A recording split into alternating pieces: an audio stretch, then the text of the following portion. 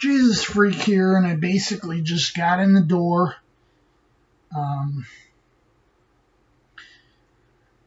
Did a bit of a run out to both Ollie's here in the Falls and Bender's out in Clarence.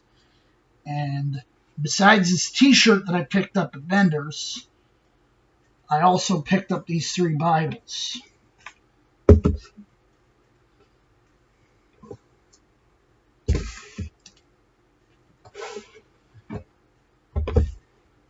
I'm going to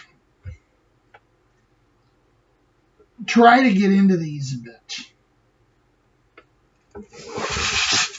And first is the Foundation Study Bible. It's built like a slightly older Thomas Nelson, which it is. It's built about the same as my Nelson Paragraph Bible.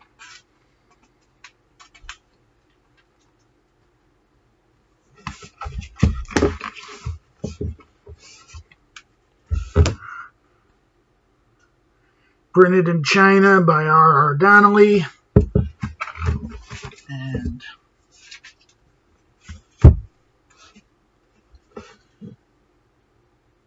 it says that the notes were originally written for the New King James and were adapted to the King James.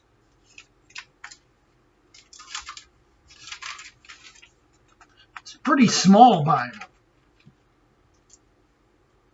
but print size isn't too bad. Books start with a brief introduction.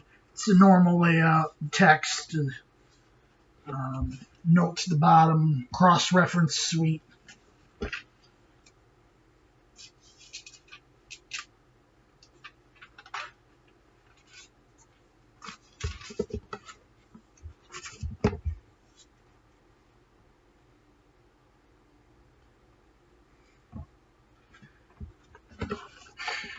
It's a typical Nelson red letter. It's not too bad.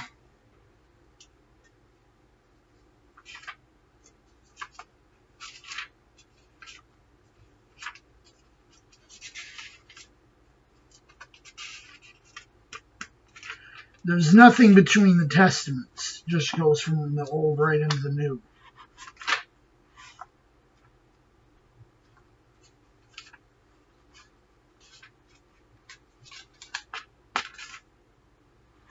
Now, they did replace, as is typical of a lot of Nelsons, and replace the titles of some of the books. So,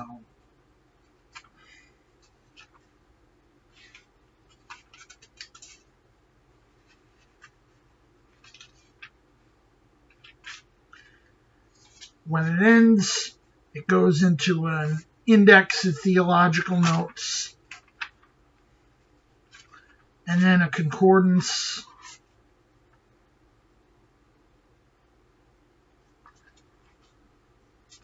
Pretty typical concordance, really.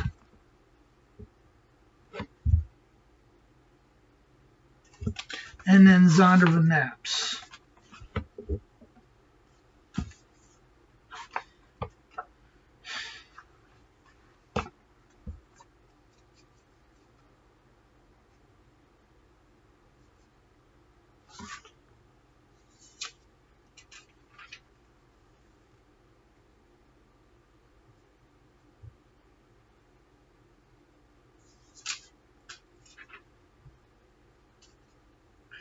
Now,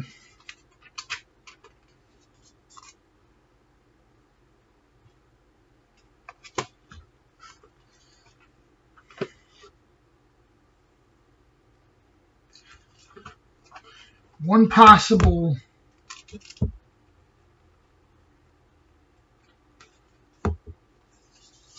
gotcha, it's missing the epistle dedicatory. And this may be a pretty big gotcha. It does not assume Mosaic authorship of the first 5 books. That may be an automatic write-off for you.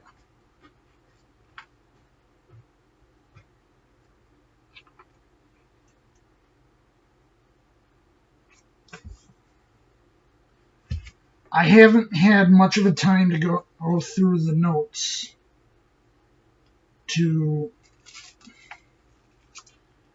see what type of bias they might have regarding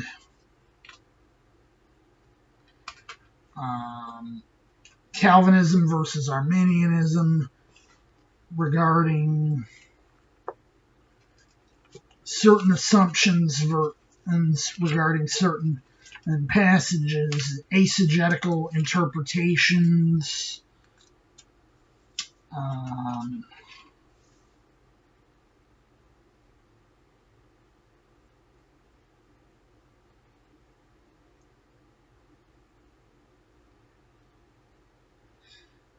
it does seem to be a bit wishy-washy on the interpretation of Isaiah 14.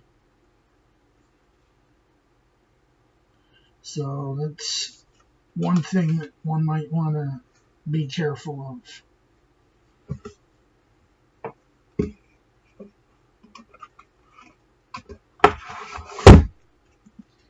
Now I'm going to go into this one, the Zondervan King James Study Bible. Now, there's a few things about this. The first is that for some reason they opted to use the Scrivener text instead of the Blaney text. And one way I've noticed is a pretty good way to detect a Scrivener as opposed to a Blaney is 2 Kings 19:2, where they actually left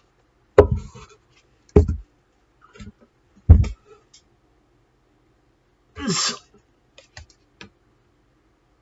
unusual spelling of Isaiah as E-S-A-I. That's actually, they just kept the eccentricity of the 1611 text intact.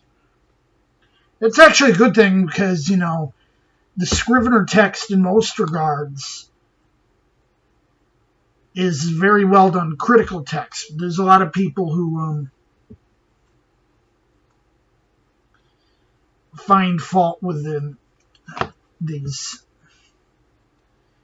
It does seem to have the original translation notes,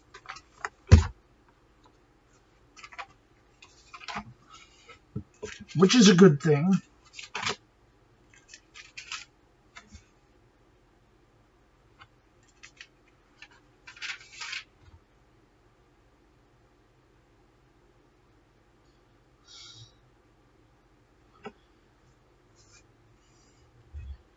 It generally agrees with my understanding of Isaiah 14.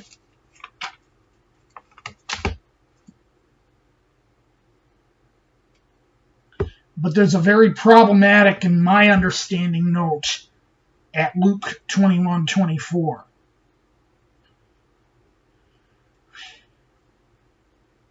That could be interpreted as Scofieldian when it says that the end of the age of the Gentiles happened in 1967. I don't agree with that. I very strongly don't agree with that. I don't believe that the age of the Gentiles ends until the apocalypse.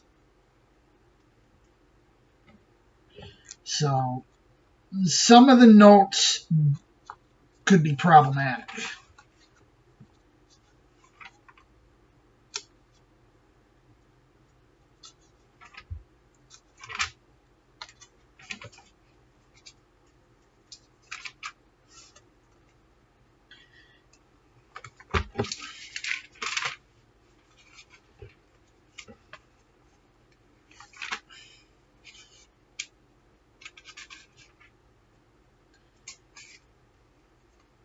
Atypical of Zondy's,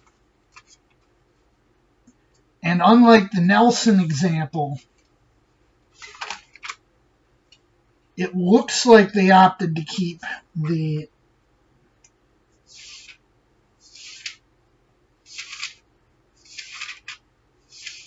book titles intact.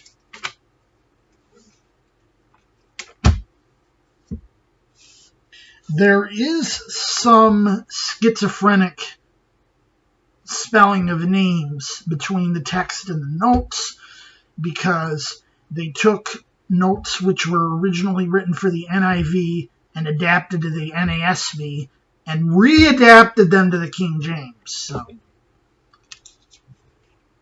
you have your book introductions.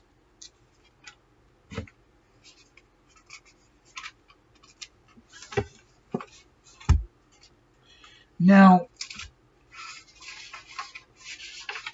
this has some timelines in the front.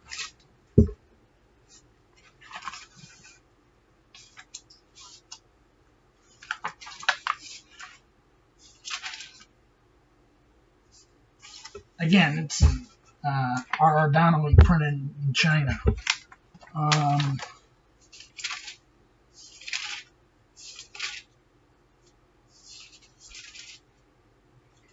Does have the epistle dedicatory.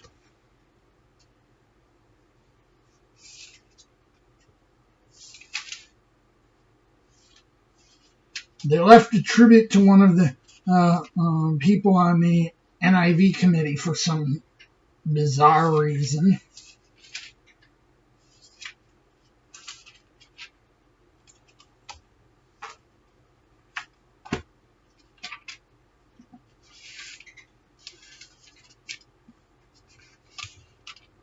There is a short, about 3-page section in the middle. Well, it's about 4 pages actually, between the testaments.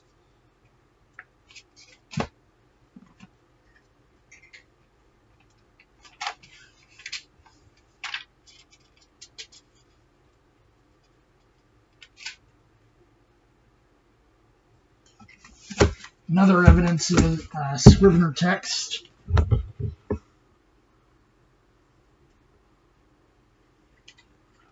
find it. Right up there in the corner, Profession of Our Hope. He figured it was a translation error. I figured it was a printing error, but usually says faith. Some people have an issue with that choice rendering. Does have the colophons to the Pauline epistles. Since this has the same preface and mentions John Kohlenberger, I'm going to say it's basically a edition of a text base produced for them, the same one you see in Hendrickson's, really. That noise you hear is my cat.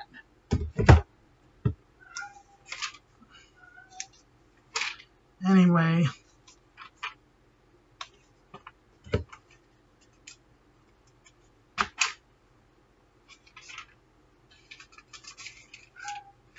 there are a few study helps in the back. A subject index.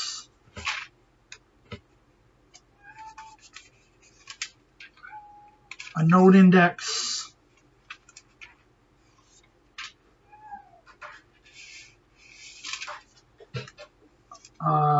Map index. A concordance. And, of course, the same Zondy maps you saw on the Nelson. And since I've gone into this one in an earlier version, and I'm not really going to go too much into this right now. But I get a 5th edition Thompson Chain.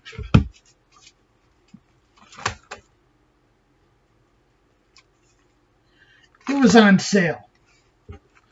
We almost were looking at a 99, it was 92, I think, dollar copy that was in bonded leather. And I'm like, that's a bit much, isn't it? So I saw this one was only $60, still bonded leather. Honestly, I'd almost say if you want a Thompson Chain 5th edition, you'd probably do better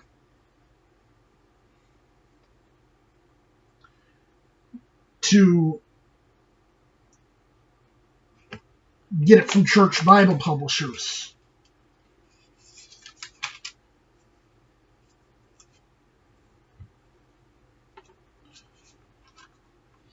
And honestly, I think this looks a bit less weird in the smaller print than it does in the normal size.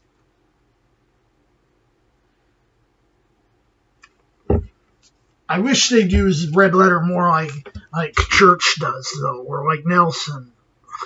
This suffers from what I call Words of Christ in neon pink.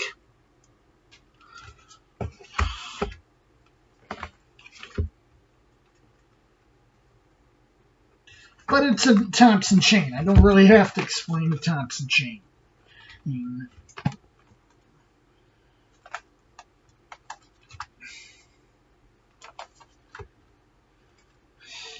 It's got the notes on the side and lots of helps in the back. In fact, they make up almost half the book. But that's just what you expect.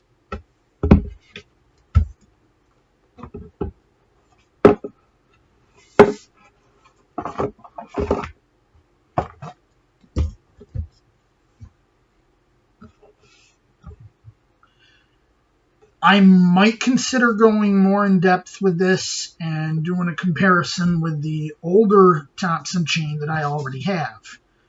But we'll have to see about that. Jesus freak out.